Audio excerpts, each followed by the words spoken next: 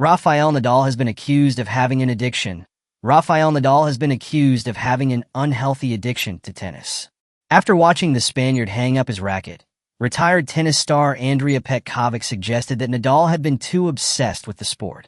And Petkovic had another hot take as she questioned Nadal's signature approach to every match. Nadal officially called time on his career at the Davis Cup finals last week, retiring when Spain suffered defeat to the Netherlands in their quarterfinal tie. It had been a long time coming. The former number one spent most of the last 2 years sidelined by injuries. He announced his decision to retire in an emotional video message in early October, saying, "The reality is that it has been some difficult years. These last two especially, I don't think I've been able to play without limitations."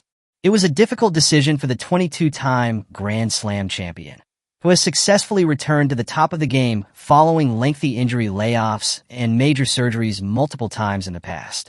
While Nadal's ability to return from severe injuries has often been lauded, Petkovic believes the Spaniard's passion for the game was something of an obsession and affected his well-being. Boris Becker: "I just saw him for a lot of times now lately, and he said to me, it's like a drug.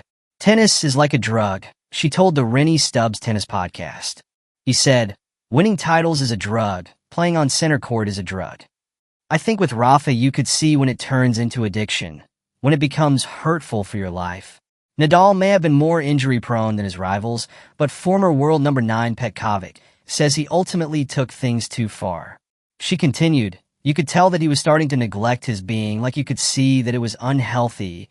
He was injured all the time, you could see it in his face." Rafa is not the most relaxed person in general.